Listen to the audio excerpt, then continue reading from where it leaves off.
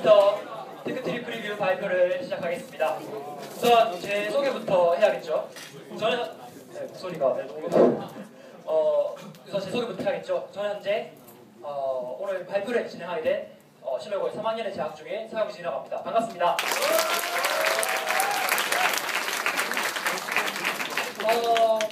오늘 일단 우선 여기 자리에 와주신 분들께 감사하다는 말씀을 저는 드리고 싶고 여기 와 계신 분들은 예술이나 기술에 관심이 있어서 오신 분들도 있으실 테고 저희가 뭘 하는지 궁금해서 오신 분들도 계실 텐데 우선 오늘 발표를 어떻게 진행할 건지 간략하게 소개부터 하고 진행을 하도록 하겠습니다.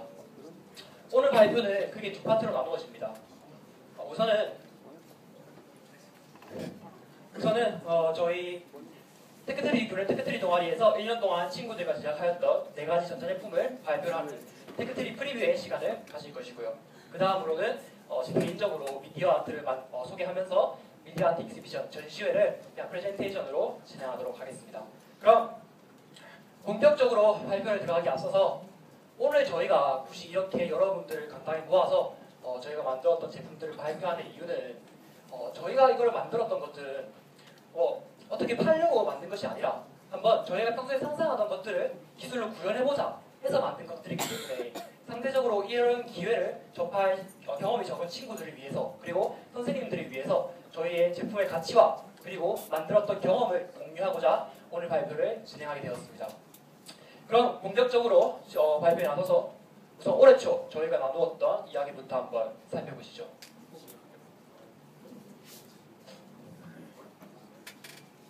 구글어스라는 프로그램이 있습니다. 구글어스는 가상지구를 조작하여 전 세계를 살펴볼 수 있는 위성지도 서비스이죠. 한번 확대해 보겠습니다.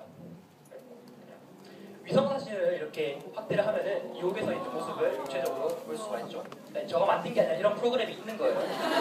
이런 구글어스 프로그램이 있죠. 비단 뉴욕뿐만이 아니라 미국의 나이아가라 폭포, 그리고 프랑스의 에펠탑, 일본의 후지산 등 전 세계 곳곳의 명소를 이렇게 순식간에 입체적으로 확인할 수가 있습니다. 이런 사실적인 그래픽을 보면서 저희는 이건 지도를 보는 게 아니라 어떤 한 손으로 지구를 가지고 노는 그런 특이한 경험인 것 같다 그런 생각을 하였습니다. 그리고 왜냐하면 보통 이 구글어스를 스마트폰으로 많이 쓰기 때문이죠. 이런 구글어스를 보면서 저희는 문득 이런 생각이 떠올랐습니다. 만지고 싶다. 조금은 대단한 소리지만은 하지만 잘 생각해보면 무언가를 만지고 싶어하고 쓰다듬고 싶어하는 것은 인간의 본능적인 욕구이죠. 여러분들도 옆에 있는 친구라든지 혹은 어떤 물건을 계속해서 쓰다듬으시는데 만지고 싶다는 생각이 들 때가 있죠. 그래서 저희는 어떻게 하면 이 구글어스의 사용 경험을 직접 만지면서 좀 더 실감나게 만들 수 있을까에 대해서 고민을 하기 시작하였습니다. 우선 실감나는 구글어스 사용 경험을 만들기 위해서는 경험이 무엇인지부터 알아야 했죠. 경험이란 저희가 생각하는 경험은 느끼고 인지하는 것입니다. 사람은 5가지 감각이 있죠. 시각, 촉각, 미각, 청각, 후각, 5가지. 이 5감 혹은 때로는 6감이 사람의 뇌에 전달이 되면은 사람은 상황을 인지합니다. 그리고 생각을 하죠. 지금 이 경험이, 이 발표가 재밌다, 슬프다, 감동적이다, 지루하다 이런 생각을 한 다음에 시간이 지나서 우리는 다시 생각을 합니다. 그때 이런 경험을 했고 어땠지? 그것들이 우리 머릿속을 이루고 있는 경험이라는 걸 시켰는데 시각은 어렵지 않았습니다. 단순히 넓은 화면을 보여주기만 하면 됐죠. 촉각 같은 경우에도 그냥 만질 수 있게 하는 게 다였습니다. 그래서 저희는 구글어스를 만질 수 있게 하기 위해서 모형 지구를 만들었습니다. 그리고 모형 지구가 가상지구의 컨트롤러가 되게 하였죠.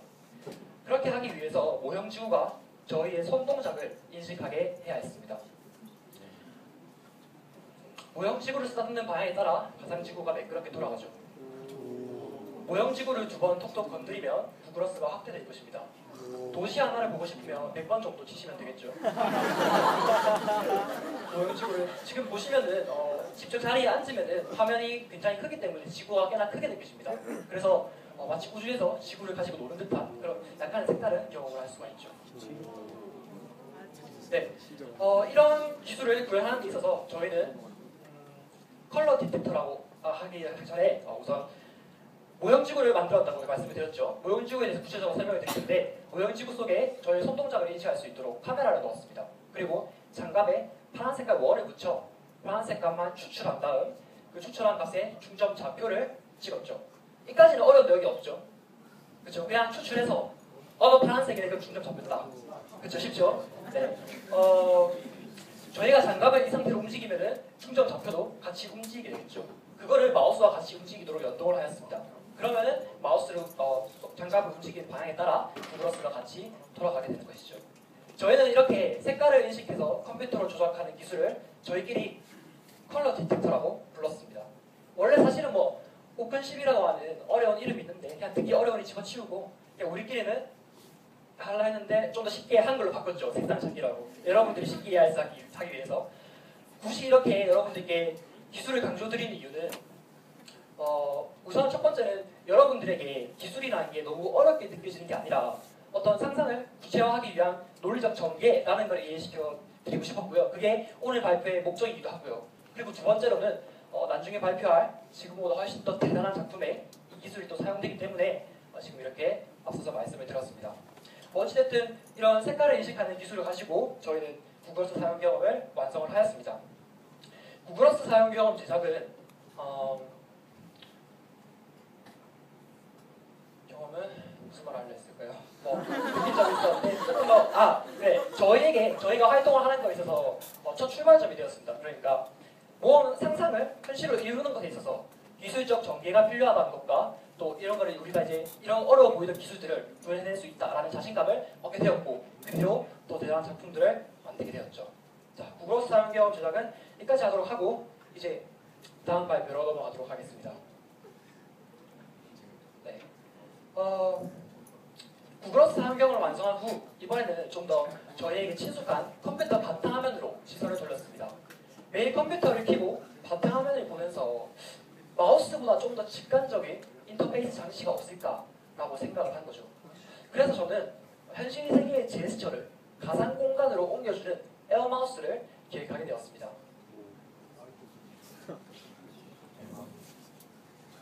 제가 쓰는 컴퓨터의 바탕화면입니다. 여러분들이 익숙하신 윈도우는 아니지만 흔히 보는 폴더와 아이콘들로 이루어져 있죠.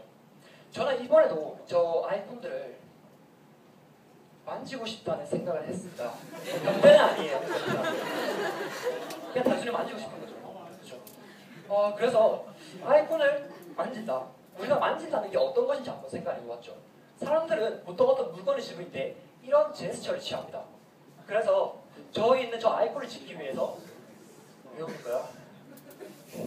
저 아이콘을 집기 위해서 한번 이 실제 있는 제스처를 가상 공간으로 옮기면 어떨까라고 생각을 하였죠. 실제 아이콘을 물건 집듯이 집는 것입니다. 그래서 이 상상을 구체화하기 위해서 몇 가지 센서를 구하였습니다. 우선은 가속도 센서를 구해서 손가락에 장착을 했죠. 그러면 손가락이 움직이는 가속도에 따라 마우스가 같이 움직이도록 하였습니다. 그리고는 알루미늄 판에 정위용량을 측정하여 물리시간에 배웠죠. 네, 넘어가겠습니다. 정위용량을 측정하여 손가락을 대고 떼는 터치를 인식하도록 터치 센서를 만들었습니다. 이 두 가지를 띠로 묶어서 손안에 장착을 해서 에어마우스를 완성을 하였죠. 그리고 한번 실제 인터페이스에 사용을 해보았습니다. 실제 물건을 집듯이 아이콘을 집으면 이렇게 폴더가 열리죠. 그리고 제가 원하는 폴더에 들어가서 정말 좋아하는 노래를 틀어보았습니다. 다가혀고. 이번에는 좀 더 여러 개의 파일을 동시에 집어보자는 생각으로 파일을 두 개를 켜서 폴더 사이에 파일을 옮겨보는 활동을 해봤습니다. 여러 가지를 동시에 물건을 집듯이 집어서 이렇게 옮기는 거죠. 아직 있는데 그래도 아무래도 마우스를 완성하고 사용을 해보니 좀 엉성하다는 생각이 들었습니다. 근데 왜 그럴까 생각을 하다가 마우스의 기능이 불충분한가 라는 생각이 들어서 이번에는 터치 센서를 두 개를 더 붙여서 마우스의 우클릭과 스크롤이 가능하도록 제작을 하였습니다. 한 손가락을 움직이면 마우스가 움직이고 두 손가락을 움직이면 스크롤이 되는 것이죠. 앱 폴더에 들어가서 사진 앱을 켜고 제가 원하는 사실에 전자공학을 처음 배우는 시절이 기억이 나네요. 뒤로 가고 이번에는 두 손가락으로 스크롤을 한번 사진첩을 스크롤해 보았습니다. 제 개인 사생활이 다 들어가네요.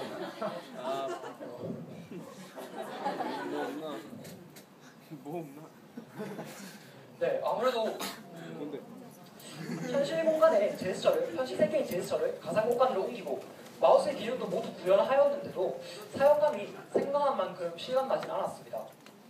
그래서 이게 평면 공간인 모니터에 있는 아이콘들을 입체 공간이 현실에서 조작을 하려다 보니 좀 현실감이 되지 않는가라는 생각이 들어서 이번에는 평면 공간이 아닌 입체 공간으로 옮겨가 보았습니다. 그러기 위해서 기존에 있던 가속도 센서와 터치 센서에 이번에는 진동 센서를 더하였죠. 그리고 끈으로 세 개를 묶어 방향을 가리키면 터치가 발사하고 손을 흔들면 장전하도록 구현을 하였습니다. 오, 진짜 개재밌겠다.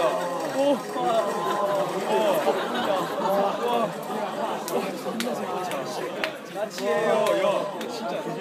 오, 게임이 나오는 거 좋아하시네요. 성교합시다. 살게요. 반갑죠.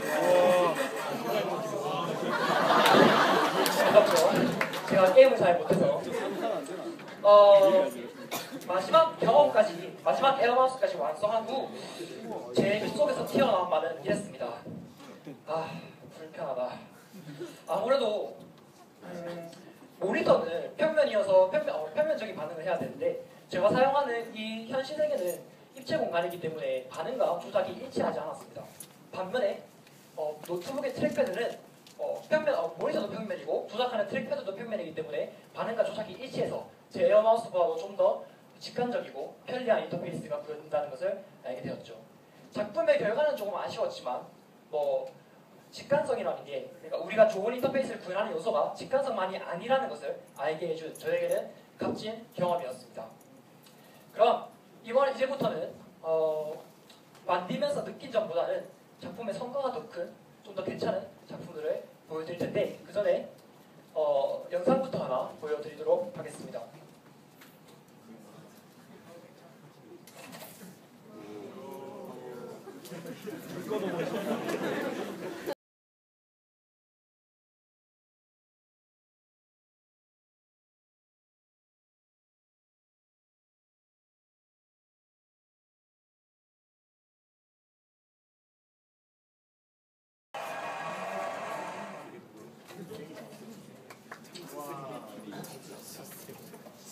작년 9월 9일 우리나라 날짜로 추석이었는데 새벽쯤으로 기억합니다. 그때 애플은 대중에 최초로 스마트워치인 애플워치를 공개하였죠.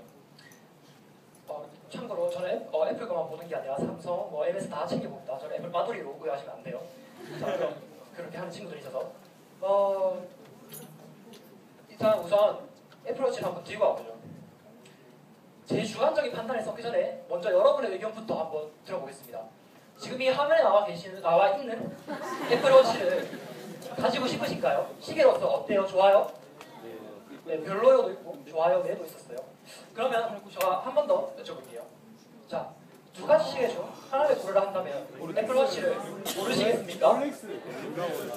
네라고 앞에서 말씀하셨는데 누가 네라고 말씀하셨어요? 네, 잠시만 일어나 주실래요? 잠시만 일어나 주실래요? 아, 네. 옆에 잠시만 일어나 주실래요? 잠시만 되는데. 친구가 있어요, 진행이. 네, 감사합니다. 박수 좀 쳐주세요. 자, 그러면 손준이에게 마지막으로 여쭤보겠습니다. 자, 선택권은 굉장히 많습니다. 이 중에서 딱 하나를 고르는 거예요. 천천히, 아주 천천히 둘러보도록 하죠. 근데 무슨 거의 남성식이어서 저 여성식을 볼 줄 몰라서 일단 방송스러우시니까 저는 개인적으로 저 롤렉스 시계가 마음에 들더라고요. 네, 자, 한번 쭉 보셨나요? 네, 이 시계 중에 한 가지 가지고 싶은 시계가 있으십니까? 애플워치요. 네, 알겠습니다. 박수 주세요. 네, 알겠습니다. 다시 애플워치로 돌아와서 자, 여러분들의 일은 어땠는지 저는 모르겠습니다.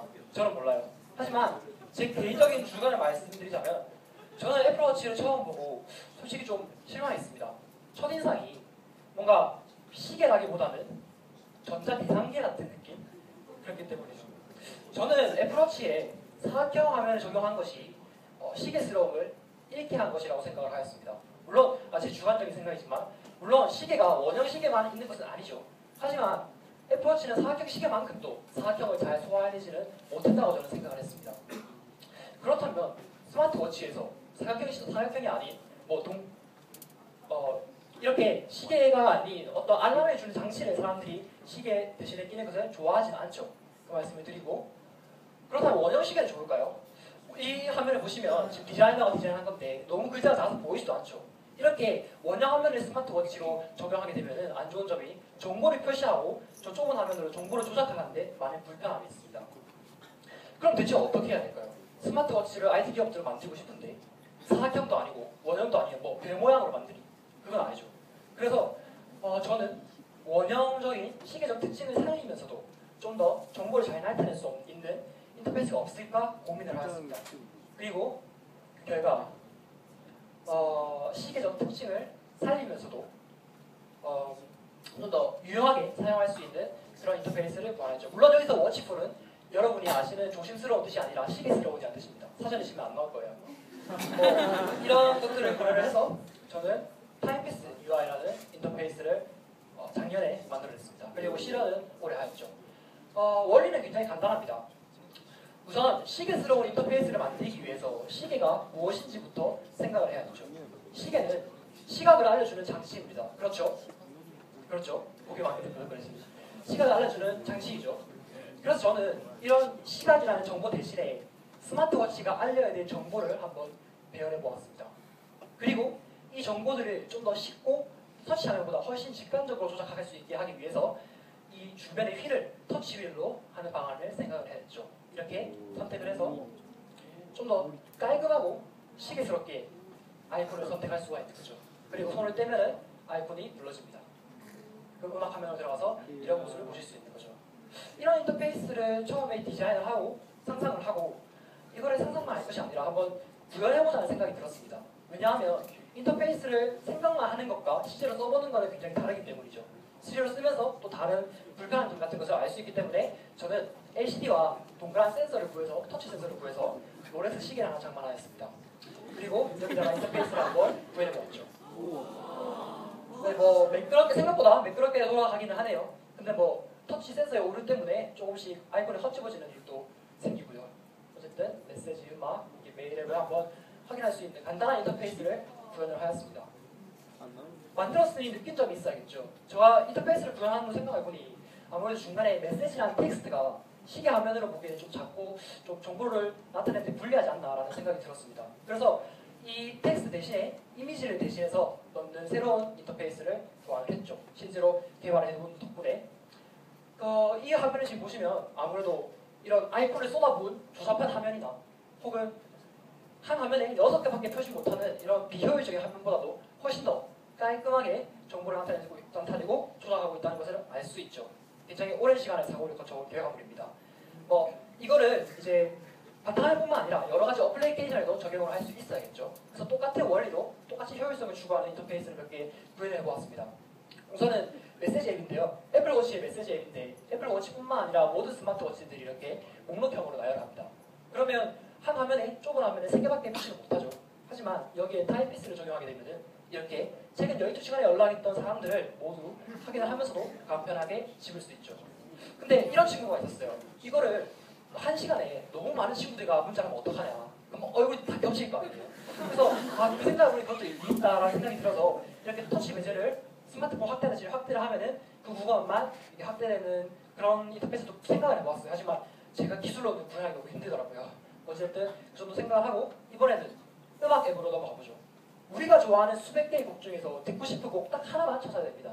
근데 이렇게 해서 언제까지 스크롤을 할 거예요. 불편하죠. 그래서 저는 타임피스 인터페이스 적용해서 이렇게 제목별로 곡을 쉽게 찾아낼 수 있는 이게 너무 조밀하다 싶으면 한 3바퀴 정도로 늘려도 되겠죠. 어쨌든 그런 식의 개념을 쓸 수 있는 인터페이스를 생각을 하였습니다.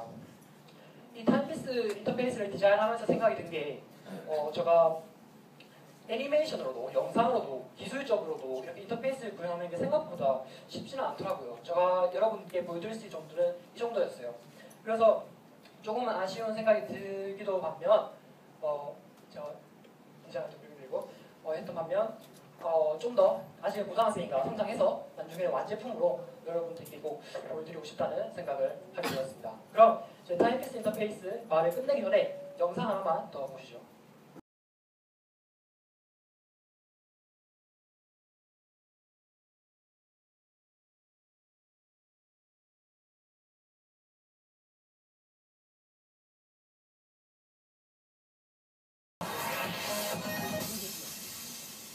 올해 8월 13일 삼성에서 갤럭시 노트 5와 갤럭시 S6 Edge 플러스를 발표를 했죠. 그걸 발표하면서 동시에 이렇게 같이 새로운 스마트워치를 티저를 배포를 했습니다. 정식 발표는 9월 3일 며칠 안 남았죠. 발표 예정되어 있는데 지금 보시면 이렇게 저와 디자이너 타임피스가 굉장히 흡사하다는 것을 알 수가 있죠. 근데 과연 요즘에는 이렇게 시계적인 특징을 많이 살려서 뭐 LG G워치 어벤이라든지 갤럭시 기어 S2라든지 시계적 특징을 많이 살린 스마트워치가 조금씩 나오고 있는데 이 화면이 과연 정말로 시계의 가치를 생각해서 시계스럽게 오게 된 것인지 아니면 그냥 원형 아이콘들을 원형으로 배열한 것인지는 한번 삼성에서 발표하는 다양한 모습들을 보며 쭉 지켜봐야 알 수 있겠죠.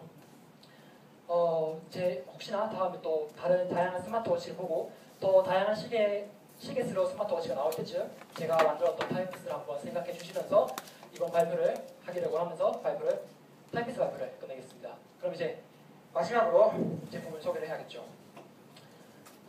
이 제품의 기획, 준비, 제작 기간이 꽤나 길었습니다. 제품의 기획은 타임피스와 마찬가지로 작년에 시작을 했는데요. 우선 살펴보도록 하죠.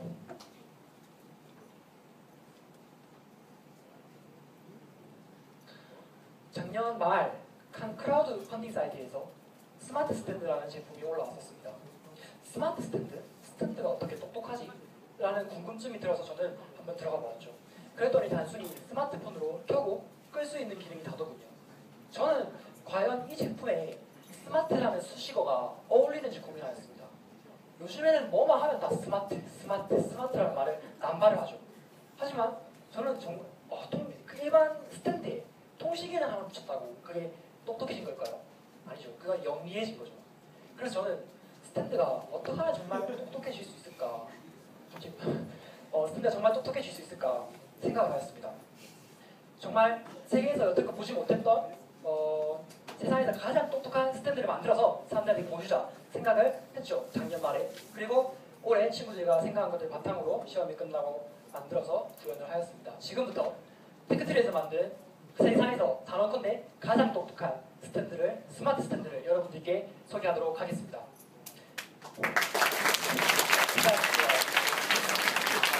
자, 스마트 스탠드의 시작은 이랬습니다. 우선 스탠드가 무엇인지 개념적으로 접근을 해보았죠. 스탠드는 보통 책상이나 방 안에 환하게 밝게 비추는 긴 조명이죠. 저는 이 개념에서, 스탠드의 개념에서 왜 꼭 빛이 밝은 색이어야 될까, 흰색이어야 될까에 대해서 의문점을 던졌습니다. 이때까지는 책상이나 방을 환하게 밝게 비추기 위해서 밝은 색을 썼어야 했죠. 이때까지는요. 하지만 개념을 조금만 바꿔서 생각해보면 어떤 특정한 색을 낼 수 있다면 어떤 분위기를 연출할 수도 있을 것이고요. 이게 색깔이 혼합되어 있다면 어떤 정보를 나타낼 수도 있겠죠. 이까지 생각이 미치자 저는 스탠드에서 전구를 대고 빔 프로젝트를 붙였습니다. 이로써 책상 위에 컨텐츠를 표시할 수가 있게 된 것이죠. 그리고 놀랐죠. 그리고 컨텐츠를 저가 조작할 수 있게 하기 위해서 카메라를 같이 붙였습니다. 그리고 이 스탠드를 하드웨어 구성을 마쳤으니 여러분들이 쉽게 잘 활용할 수 있도록 정말 스마트해질 수 있도록 인터페이스를 오랜 기간 연구를 하였고 그걸 개발하여 프로그램을 적용하여 제품을 완성하였습니다. 그럼 스탠드 기능을 지금부터 보여드리겠습니다. 우선 시작은 굉장히 쉽습니다. 단순히 여러분들이 쓰고 싶은 책이나 신문, 노트를 책상 위에 올려놓으면 메뉴 버튼을 하나 띄워주죠. 자, 그럼 여기서 중요합니다. 저 메뉴 버튼을 어떻게 조작하느냐? 쉽습니다. 그냥 누르세요. 터치하면 되는 것입니다. 그러면 어플리케이션이 나오죠. 자, 우리는 여러분들이 쉽게 제품을 활용할 수 있게 하기 위해서 여러분들이 가장 익숙한 인터페이스인 스마트폰의 터치를 책 위로 옮겨왔습니다. 이 기술을 구현하기 위해서 몇 가지 과정을 거쳤는데 그걸 지금부터 소개할까 합니다. 우선은 첫 번째로 여러분들이 아까 보셨던 색상 인식 기술을 색상 찾기였군요. 찾기 기술을 사용을 했고요. 그리고 여기에 딱 하나만 더 추가해서 평면 변환이라는 기술을 추가했습니다. 이거 두 개를 활용해서 책에서 터치를 구현한 것이죠. 그러면 평면 변환을 지금부터 사용하고 있는데 오늘 수학쌤이 아무도 안 오셨군요. 좀 안타깝네요. 우선 수학쌤 얘기를 한 이유는 이 고등학생 3학년이라면 누구나 다 이해할 수 있는 이과생이라면 매우 쉬운 내용이기 때문에 완성한 겁니다. 네, 설명을 드릴게요. 저희가 스탠드를 만들면서 문제점이 생겼습니다. 빔 프로젝트와 카메라가 보는 화면이 서로 다른 것이죠. 둘 다 노트를 보고 있지만 두 개가 보는 화면은 서로 이렇게 달랐습니다. 카메라를 눈이라 하고 스탠드를 손이라 하면 나는 분명 원을 보고 있는데 빨간 원을 보고 있는데 가리키는 것은 빨간 원 오른쪽인 것이죠. 이런 문제가 생기자 저희는 컨텐츠를 오바른 위치에 옮기지 못했습니다. 그래서 이 문제를 해결해야겠다고 생각을 했죠. 그럼 어떻게 해결을 하느냐? 저희는 두 가지 사실 다 평면이라는 사실을 깨달았습니다. 그리고 평면끼리는 저희 고등학교 3학년 정규교육 과정에서 기하 벡터 1단원을 배우는 1차 변환이라는 단원이 있죠. 2학년들도 아실 텐데 두 개 다 평면이기 때문에 1차 변환이 가능하지 않을까라고 생각을 하였고 1차 변환에 약간의 평행 이동만 더 보태어 이 평면 사이에 함수식을 구해냈습니다. 점 3개를 활용해서 변환을 하도록 한 것이죠. 저 혼자 만든 건 아니에요. 이렇게 해서 1차 변환을 구현을 함으로써 통해서 저희가 원하는 컨텐츠를 원하는 위치에 딱 출력을 할 수 있게 된 것이죠. 자, 그러면 이렇게 해서 인터페이스가 두 가지 기술을 통해서 완성이 되었습니다. 그러면 메뉴 버튼을 이제 눌러봐야겠죠. 메뉴 버튼이 어떻게 구성되어 있는지 확인했으니 눌러봅시다. 메뉴 버튼을 누르면 이렇게 다음 인터페이스가 나오는데 앱 목록이 나옵니다. 오늘 저희가 여러분들께 보여드릴 앱이 몇 가지 보이네요. 저희는 인터페이스를 완성한 후 이 스탠드로 무엇을 할 수 있을까? 가장 중요한 뭘 할 수 있을지에 대해서 고민을 하기 시작하였습니다. 그러기 위해서는 여러분들이 책상 위에서 무엇을 하는지 생각을 해야겠죠. 단연 가장 먼저 떠오른 것은 책이었습니다. 여러분들은 책상에서 책을 많이 읽죠. 공부를 하죠. 그래서 왜 이렇게 웃겨요? 지금 우리가 쓰는 책이 딱딱한 이미지나 텍스트를 벗어나서 독자와 상호작용할 수 있는 새로운 매개체로 만들기 위해서 저희는 이북 앱을 만들었습니다. 그리고 그 이북 앱의 영상을 지금 보시죠. 사용 방법은 여전히 간단합니다. 그냥 원하시는 책을 올리면 메뉴 버튼이 나오고 메뉴 버튼을 눌러서 이북 앱을 키면 되죠. 이북을 키고 그러면은 제 책을 인식해서 맞춤형 컨텐츠를 제공해 줍니다. 저 같은 경우에는 문제를 풀고 있기 때문에 문제풀이 해설을 누르면 인강이 나오죠. 그리고 이렇게 책 위에서 바로 문제를 인강풀이 인강을 보고 책 위에 바로 필기를 할 수 있도록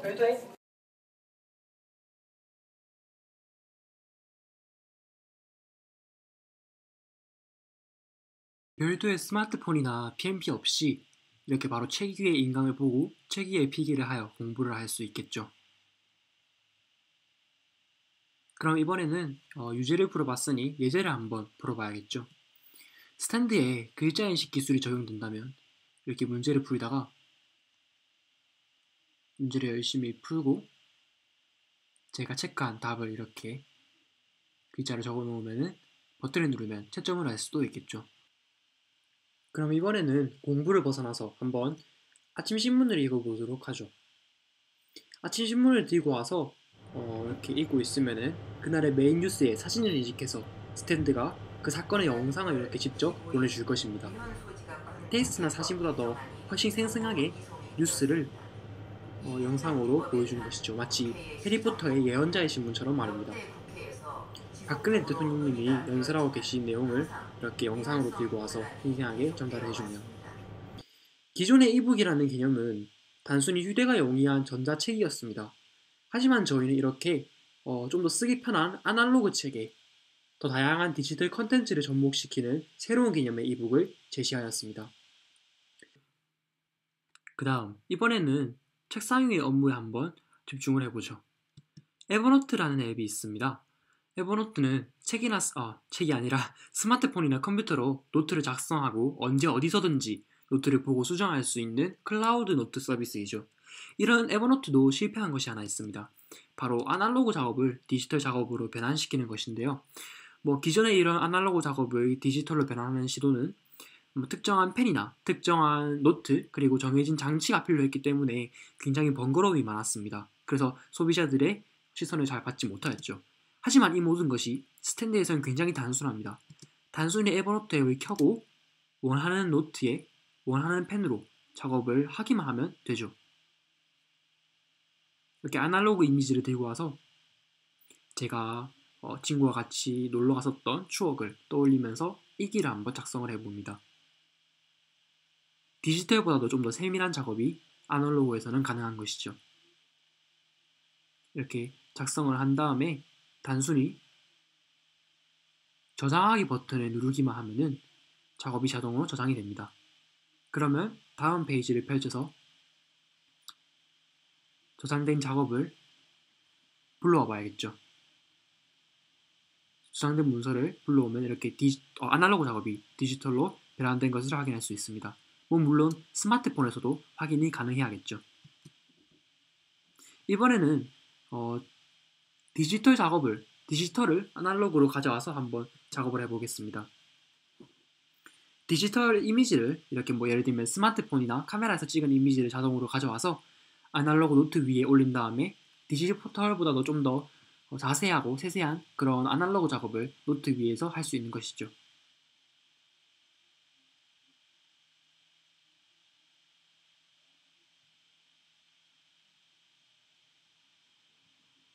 페이지에서 디지털 작업으로 변환된 그림들이 나타날 것입니다. 일단 파일을 불러와야겠죠. 저장을 했으니 파일 불러오기에서 누르면 아날로그로 했던 작업이 디지털로 변환이 되었죠. 물론 위에 올려와서 태블릿이 아니고 노트 위에 올려와서 이렇게 같이 아날로그 작업을 하는 것이죠. 수학여행 때 갔던 헤이리 마을에서 찍었던 사진입니다.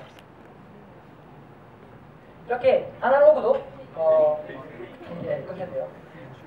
아날로그에서 디지털에서 아날로그로 구현하는 것도 완성을 해봤죠. 디지털과 아날로그의 변환이 이렇게 자유롭다는 것은 저희 업무에 굉장히 큰 영향을 줄 수가 있습니다.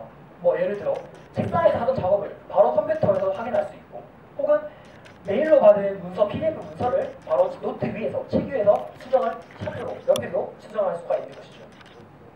저는 이렇게 에버노트 앱을 완성을 한 후에 이번에는 아날로그와 디지털의 향연이 점점 예술의 경지에 시작하고 있기 때문에 예술적인 것을 한번 시도해보았습니다. 그림판 앱을 만들었죠. 농담이었는데 아무도 안 오네요. 자, 그림판 한번 그려보았습니다. 비록 예술적인 작품을 만들지는 못했지만 이렇게 여기 밑에서 그림을 그리면 아날로그 색채와 디지털 색채, 예를 들면 영상이라든지 그래픽 같은 그런 디지털 색채가 합쳐서 전혀 새로운 작품이 좀 더 인터랙티브한 아트가 나올 수도 있겠죠. 네, 여자 손이 아니라 제 손이에요.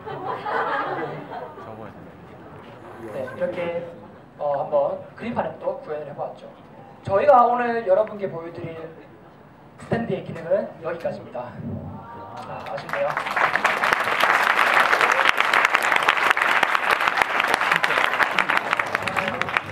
스탠드는 이렇게 어쩌면 여러분 일상생활 속을 조금은 바꿀지도 모르는 그런 기능들을 구현을 하였죠. 아날로그와 디지털의 교류를 통해서 전혀 새로운 시장을 열게 된 것이죠.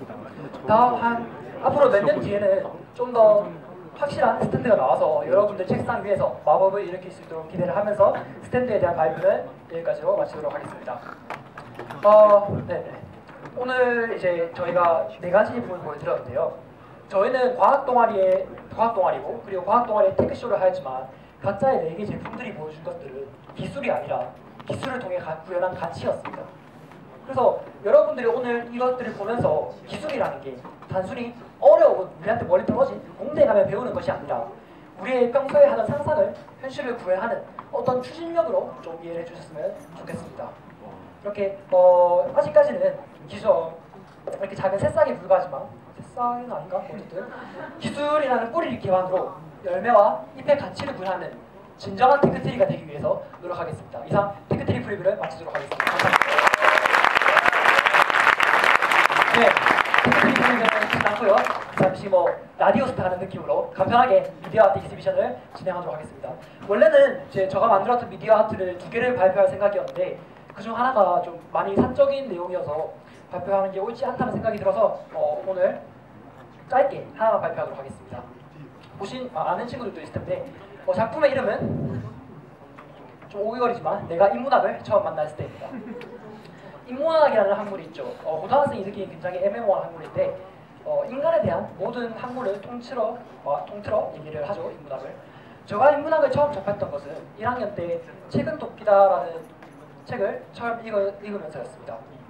책은 돕기다는 광고계에서 일하고 계시는 박공현 작가님이 말 그대로 책이라는 게 우리 머릿속에 얼어붙은 감수성을 깨는 도끼로 작용을 해야 된다를 외치시면서 만든 인문학에 관련된 독서법 책인데요.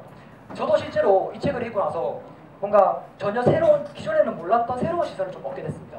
이게 뭐 식물들을 조금 사물이 아닌 어떤 생명으로 느끼기도 했고, 반면에 어떤 사물에 대해서 전혀 새로운 시각으로 쳐다보기도 했죠. 그 결과들이 앞서 보여드렸던 스마트 스탠드라든지 기존에는 없었던 타임리스 UI라든지 그런 것들을 가능하게 할 수 있는, 어떻게 보면 창의력이라고도 할 수 있는 그런 부분들이죠. 이런 책은 돕기다 이 책을 읽고 저는 인문학을 처음 접하고 정말 새로운 느낌이 들었습니다. 그때 받았던 정말 신선했던 영감들을 한번 표현해보자 이 작품을 만들게 되었고요. 그럼 우선 작품을 시연해 보겠습니다. 저기 있는 책이 책은 돕기다 책을 카피한 것입니다. 저것을 이렇게 책을 읽는 제스처를 취하면은 정육면체와 풀들의 밝은 빛이 들어오죠.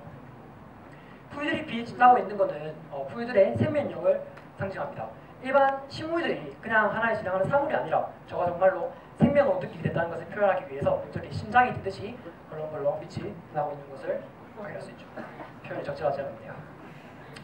그리고 이 정육면체 같은 경우에는 어떻게 보면 어떤 사물을 다른 시각으로 보는 능력, 저 사람들이 얘기하기에는 창의력이라고 얘기를 하죠. 그 능력을 나타냅니다. 어떻게 상징을 하냐면 저 육면체를 정면에서 보면 이런 모양이 나옵니다. 아시는 분이 있으실지 모르겠는데 미술책에서 흔히 볼 수 있는 케네트 몬드리안의 빨강, 파랑, 노랑의 조화라는 미술 작품이죠. 아마 보신 분도 있으실 거예요. 정면에서 보면 이런 그림이 나오죠. 케네트 몬드리안은 세 가지의 색과 간편한 선들만 가지고 물질의 본질을 나타내고자 했습니다. 그래서 저는 이것을 응용해서 물질의 본질을 나는 조금 다른 시선으로 볼 수 있다는 것을 나타내기 위해서 이 육면체를 만들었죠. 그래서 평면 그림을 입체 도형으로 구현한 것입니다. 이 그림을 오른쪽에서 보면 이런 그림이 나오죠. 전혀 새로운 그림이 나오게 된 것입니다. 사람들은 보통 이 작품을, 케네트 몬드리안 작품을 이렇게 보죠. 하지만 저는 이걸 입체적으로 보았기 때문에 이렇게도 볼 수 있고 또 이렇게도 볼 수 있다. 그럼 이런 작품이 나온다. 그런 말을 하고 싶어서 이 작품을 만들었던 것입니다. 그래서 약간 지루한 얘기인 줄은 모르겠지만 저와 전혀 다르게 사물을 볼 수 있는 그런 시선이 있는 것 같다. 그 경험을 여러분들이 좀 더 인터랙티브하게 전달할 수 있도록 이 작품을 만들게 되었죠. 네, 그게 내가 처음 인문학을 만났을 때라는 작품이고요. 미디어 아트도 이제 발표를 다 했고 오늘 발표는 이제 여기까지입니다. 이때까지 기술을 통해서 몇 가지 구현한 것들을 보여드렸는데 아까 말씀드렸던 것처럼 기술이라는 게 일상생활 속에서 어려운 것만이 아닌 한번 상상을 구체화시킬 수 있는 어떤 추진력이다, 그런 생각을 가지고 조금 그런 시선을 갖는 데 도움이 됐으면 합니다. 감사합니다.